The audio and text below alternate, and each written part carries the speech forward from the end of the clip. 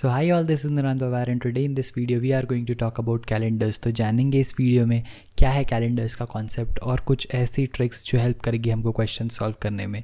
So watch the video till end you will know it all.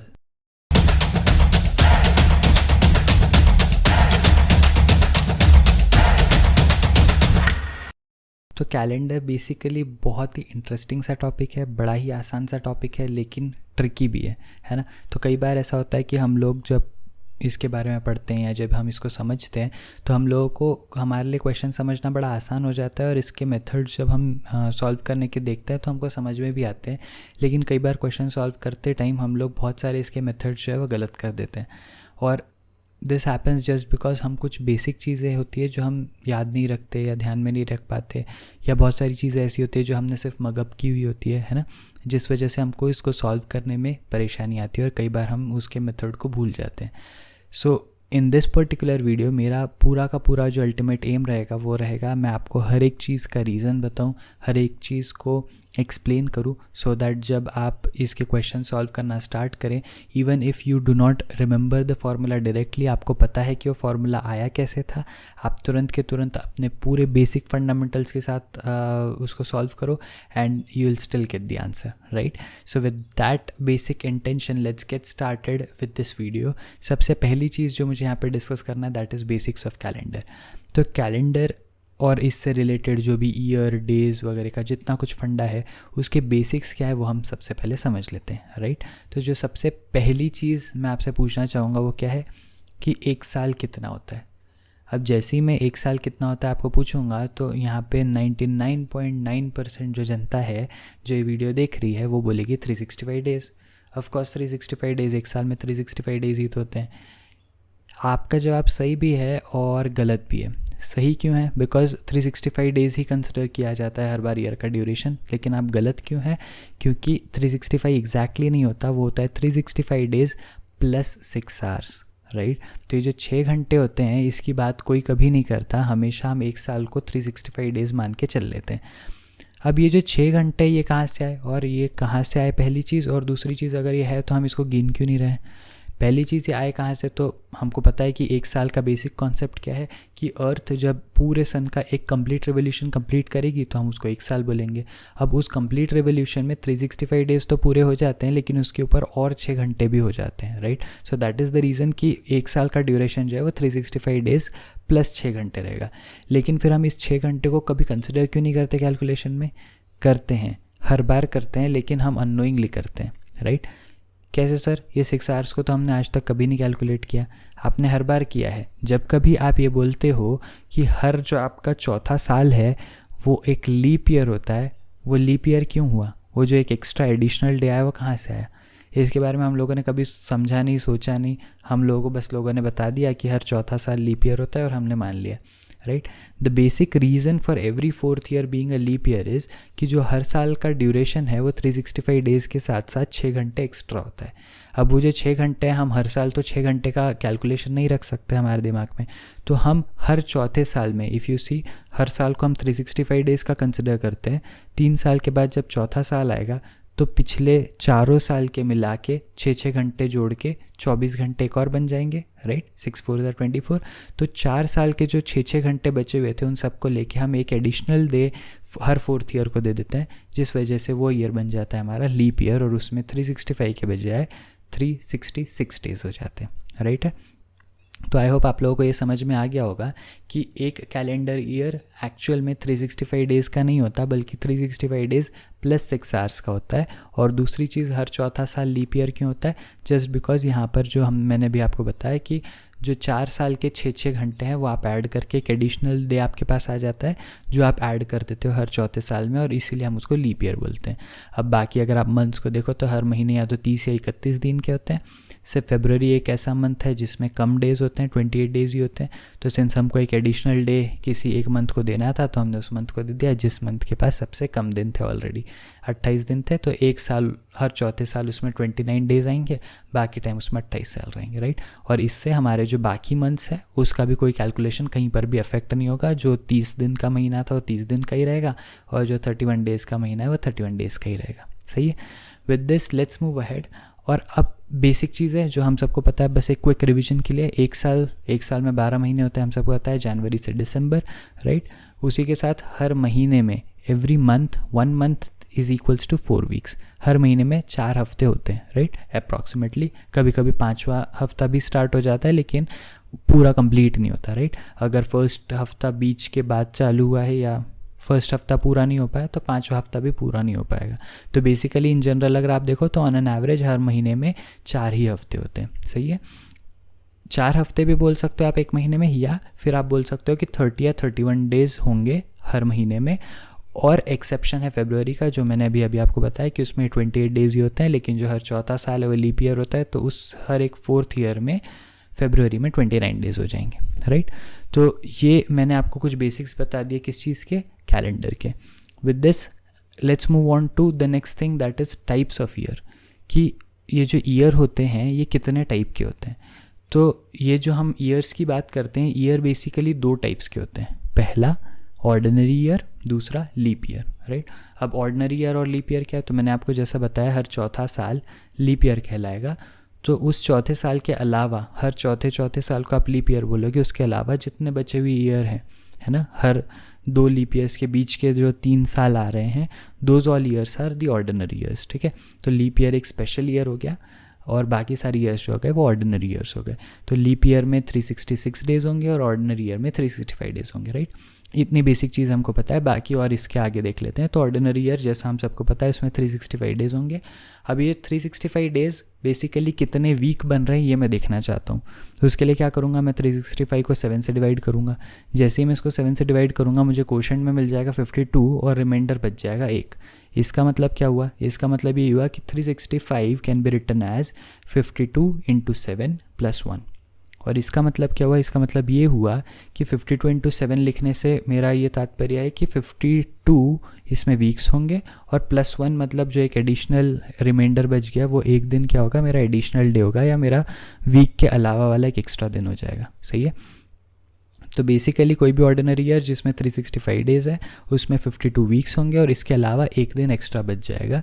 जो एक extra दिन बच जाता है, जो हफ्ते कंप्लीट होने के बाद ऊपर से छूट जाता है, जो हफ्ता कंप्लीट नहीं हो पाता, ऐसे दिन को हम कहलाते हैं ऑड डे, सही है। तो ऐसे दिन को हम क्या बोलते हैं, ऑड डे। तो ऑर्डिनरी ईयर कभी भी आप देखोगे 365 डेज़ रहेंगे। 365 डेज़ को जब आप वीक्स में कन्वर्ट करोगे तो आपको पता चलेगा कि इसमें 52 वीक्स आएंगे और 52 वीक्स के साथ साथ एक दिन एडिशनल बच जाएगा जिसको हम 1 ऑड डे बोलेंगे। तो ये बात हमेशा याद रखेंगे कि किसी भी ऑर्डिनरी ईयर में हमेशा एक ऑड डे रहेगा, सही है।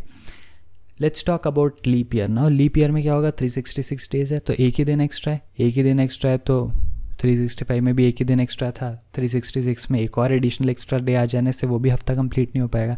तो अगेन मेरे पास सिर्फ 52 वीक्स ही रहेंगे, लेकिन अब जो एक ऑड डे था उसके बजाय अब मेरे पास 2 ऑड डेज़ है, राइट। तो हमेशा ये बेसिक चीज़ आप हमेशा याद रखेंगे कैलेंडर टॉपिक में कि जो भी ऑर्डिनरी ईयर है उसमें हमेशा एक ऑड डे होगा और जो भी लीप ईयर है उसमें हमेशा 2 ऑड डेज़ होंगे, सही है।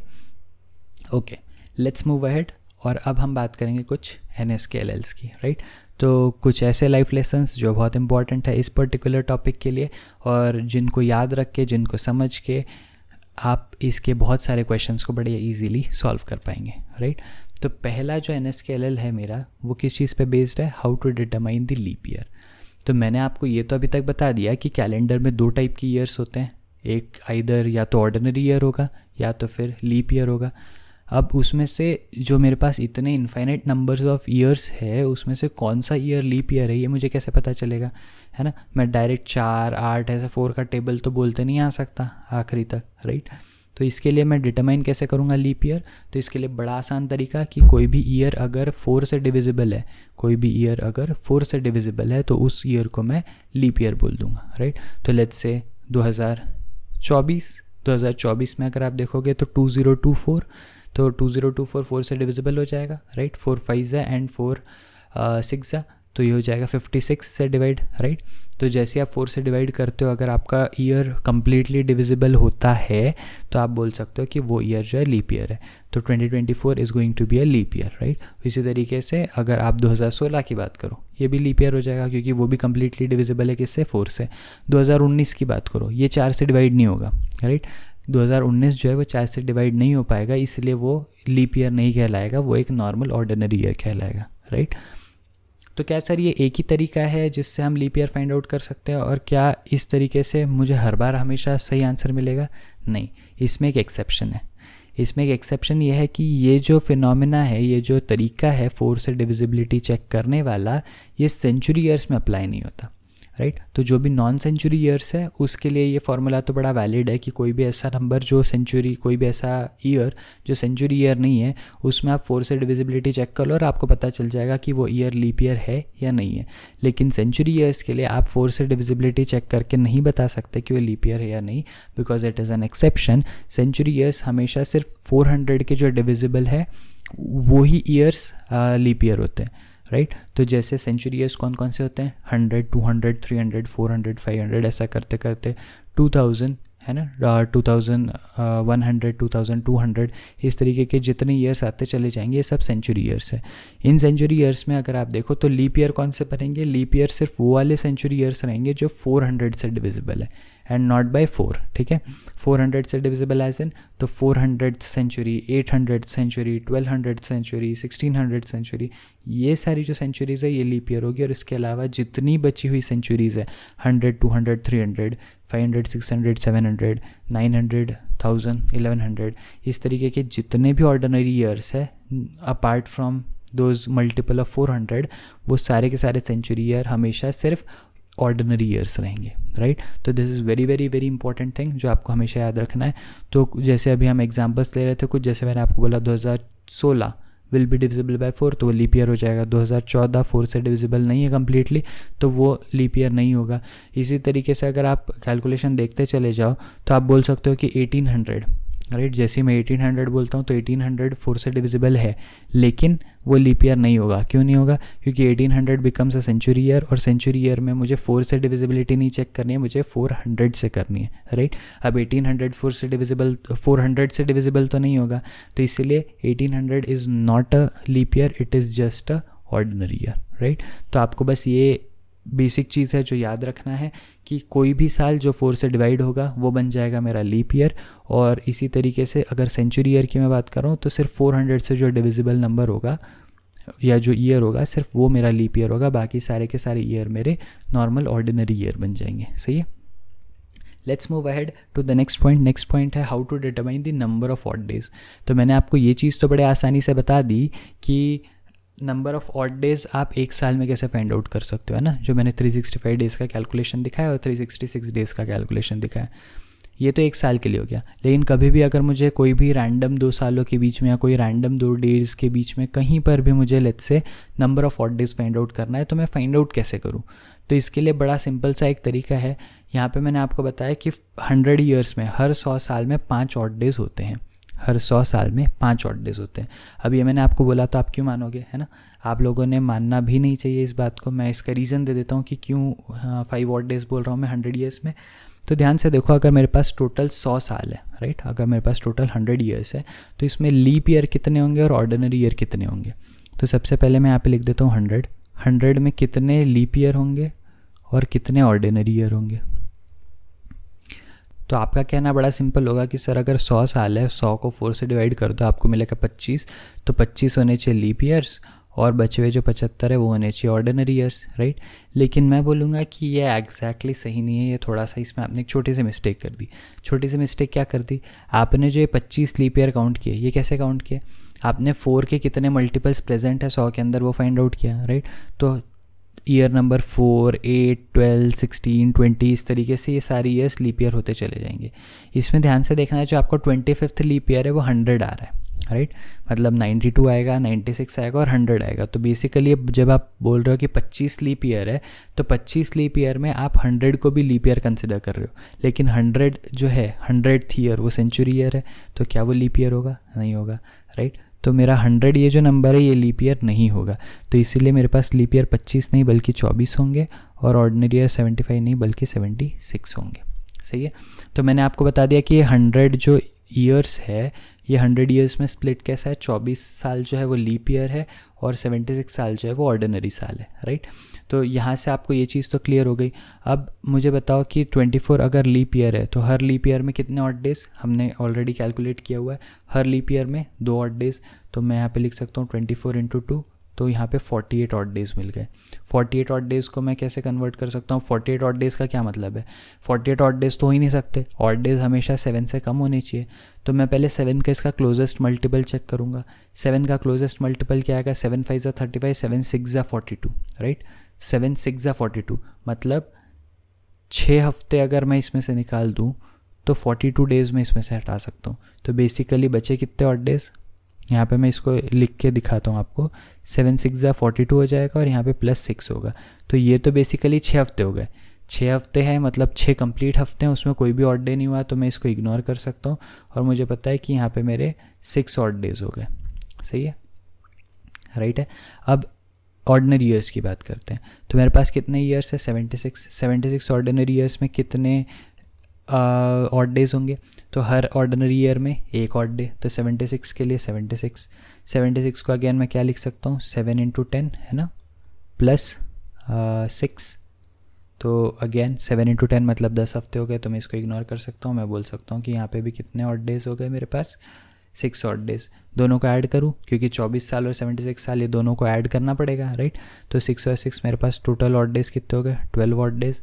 अब 12 ऑड डेज़ का कोई सेंस बनता है, नहीं बनता। 12 ऑड डेज़ में मैं वापस से हफ्ते कितने निकाल सकता हूँ, 7 × 1 = 7, 7 × 2 = 14 तो है ही नहीं दिन, तो मतलब एक हफ्ता इसमें पूरा निकल जाएगा। तो इसमें से मैं 7 को सब्ट्रैक्ट कर देता हूँ, मतलब मैंने एक हफ्ता सब्ट्रैक्ट कर दिया, तो मुझे कितना मिला, 5 है ना। 5 अब हो गया, 7 के नीचे आ गया, तो बेसिकली 5 ऑड डेज़ है मेरे पास, कितने सालों के लिए, 100 साल के लिए, राइट। तो आई होप आपको ये समझ में आ गया होगा कि कैसे मैंने 100 साल में 5 ऑड डेज़ है वो कैलकुलेट किया, राइट। अब जैसे ही मुझे ये चीज़ पता चल गई कि मेरे पास 100 साल में 5 ऑड डेज़ है, तो मैं क्या करूँगा, I will let me erase this up. तो मैंने आपको बताया कि 100 साल में 5 ऑड डेज़ है, तो उसी तरीके से आप बोल सकते हो 200 साल में कितने ऑड डेज़ होंगे, इसको 2 से मल्टीप्लाई करना पड़ेगा, मतलब 10 odd day. 10 odd day again 7 को क्रॉस कर दिए, तो आप 7 डेज़ का एक वीक वापस हटा दो, तो आपको मिलेंगे कितने, 3 ऑड डेज़, राइट। हमेशा नंबर ऑफ ऑड डेज़ जो है वो 7 से कम ही होने चाहिए फॉर श्योर, तभी it would make sense, otherwise it makes no sense, right. उसके बाद अगर 300 के लिए अगेन मैं 5 × 3 कर दूंगा, 15 odd days. 15 odd days can be written as 7 दिन के 2 हफ्ते प्लस 1 दिन, तो 1 ऑड डे हो गया। और फिर 400 साल के लिए क्या होगा, 5 × 4 दैट इज़ 20। अब 20 ऑड डेज़ है, अब 20 ऑड डेज़ के लिए मैं क्या कर सकता हूँ, 20 ऑड डेज़ को मैं 14 + 6 लिखूंगा, 2 हफ्ते पूरे और 6 ऑड डेज़, तो 6 ऑड डे होने चाहिए 400 में, नहीं 6 नहीं होंगे, यहाँ पे 1 ऑड डे एक्स्ट्रा आ जाएगा। क्यों आएगा, क्योंकि मैं बात कर रहा हूँ कौन सी ईयर की, 400th ईयर की, और मैंने आपको बताया था कि हर 400th year is a leap year. तो सिर्फ 400th ईयर के लिए आपको 1 ऑड डे इसमें ऐड करना पड़ेगा, and that way you get 6 + 1 मतलब 7 odd days, and 7 odd days is nothing but 0 odd days basically, है ना, क्योंकि वो पूरा का पूरा हफ्ता ही हो गया। तो बस ये 4 ऐसे पॉइंट्स हैं जो आप लोगों को याद रखने हैं कि हम हर 100 साल में 5 ऑड डेज़ होंगे, हर 200 साल में 3 ऑड डेज़ होंगे, हर 300 साल में 1 ऑड डे होगा, और हर 400 साल में कोई भी ऑड डे नहीं रहेगा, राइट। अब ये 4 पॉइंट अगर आप याद रखोगे तो आपको क्वेश्चन सॉल्विंग में टाइम सेव हो जाएगा। चारों नहीं भी याद रखना है तो आप लोगों के लिए इंपॉर्टेंट सिर्फ ये है कि आप ये याद रखो कि हर 100 साल में 5 ऑड डेज़ होते हैं, और हर 400 साल में there is basically no odd day, right. तो हर 400 साल में there would be no odd day, और हर 100 साल में there would be 5 odd days. बस ये 2 चीज़ें अगर आपको दिमाग में याद है तो आप इसके बेसिस पे कोई भी साल का कितना भी कैलकुलेशन आप कर सकते हो, राइट। अगर आप ये चारों चीज़ें याद रख सको तो वेल एंड गुड, आपका और कुछ 2, 4, 5 सेकंड बच जाएंगे एग्जाम में या क्वेश्चन सॉल्व करते टाइम। नहीं याद रहता है तो कोई इशू नहीं है, सिर्फ आपको 100 साल में 5 ऑड डेज है ये याद रखना है, और 400 साल में 0 ऑड डेज है, बस ये याद रखना है। अगर इतनी चीज़ें आपको समझ में आ गई तो it will become very easy for you to solve questions related to calendar. Let's move on to the next point, which is how to determine the day. अब मैंने ये तो पता कर लिया कि लीप ईयर में कैसे फाइंड आउट करूँगा, मैंने ये भी पता कर लिया कि मैं ऑड डेज़ कैसे फाइंड आउट करूँगा। अब लेकिन जैसे ही मुझे ये पता चल गया कि मेरे पास नंबर ऑफ़ ऑड डेज़ कितने, ये जब मुझे पता चल जाएगा तो अब उस नंबर ऑफ़ ऑड डेज़ के बेसिस पे कौन सा दिन आएगा ये कैसे पता करूँ। तो बड़ी आसान सी चीज़ इसके लिए बताता हूँ। क्या करना है आपको, 0 से 6, मैंने आपको बोला ना 7 डेज़ का तो पूरा वीक ही बन जाता है, तो हमेशा ऑड डेज़ जो है वो 6 या उससे छोटे ही रहेंगे। तो 0 से 6 के सारे ऑड डेज़ के लिए मैंने आपको रिस्पेक्टिवली डे बता दिए हैं। बहुत आसान, 0 ऑड डे अगर कहीं पे भी दिखे, 0 ऑड डे मतलब आपका हफ्ता पूरा कंप्लीट हो रहा है। हफ्ता हमेशा संडे से स्टार्ट होता है, तो अगर आपके पास 0 ऑड डे है मतलब कोई भी एक्स्ट्रा ऑड डे नहीं है, कोई भी एक्स्ट्रा दिन नहीं है हफ्ते का, तो आपका दिन हो जाएगा सीधा सीधा संडे। अगर 1 ऑड डे है तो हो जाएगा मंडे, 2 ऑड डे के लिए ट्यूसडे, 3 के लिए वेंसडे, 4 के लिए थर्सडे, 5 के लिए फ्राइडे और 6 के लिए सैटरडे। तो इस तरीके से कितने नंबर ऑफ़ ऑड डेज़ आपके पास है उसके बेसिस पे आप ये पता कर सकते हो कि आपके पास में आपका जो फाइनल डे आएगा वो कितना आएगा, राइट। तो कोई भी अगर आपको डेट दी जाती है और उस डेट के लिए आपको पूछा जाता है कि इसमें कौन सा दिन आएगा इस डेट पे, तो आपको किसी तरीके से, जैसे अब हम नेक्स्ट वीडियो में क्वेश्चन सॉल्व करेंगे आपको समझ में आएगा, आपको किसी तरीके से सिर्फ number of odd days find out कर लेना है। जैसे आपने number of odd days correctly find out कर लिए, यहाँ पे से आप देख लो कि कौन से नंबर ऑफ़ ऑड डेज़ के लिए कौन सा दिन आता है और वही दिन आपका फाइनल आंसर हो जाएगा, राइट। तो कैलेंडर के क्वेश्चंस बड़े ही इंटरेस्टिंग होते हैं, हम लोग साथ में इसको सॉल्व करेंगे। So I will see you again in the next video, जहाँ पे हम लोग बात करने वाले हैं कुछ प्रैक्टिस क्वेश्चंस की। हम कैलेंडर के प्रैक्टिस क्वेश्चंस उसमें डिस्कस करेंगे, कैसे हमने जो सारी चीज़ें हमने अभी तक सीखी वो उसमें कैसे अप्लाई करेंगे वो भी देखेंगे। So do not miss the next video. अगर वीडियो पसंद आया तो लाइक करना, अपने फ्रेंड्स के साथ शेयर करना, चैनल को भी सब्सक्राइब कर देना, सो दैट नेक्स्ट वीडियो की भी अपडेट मिले और इसके बाद आने वाली बाकी प्लेलिस्ट की भी आपको अपडेट मिलती रहे। I will see you again in the next video. Till then be happy, be safe, take care, bye bye.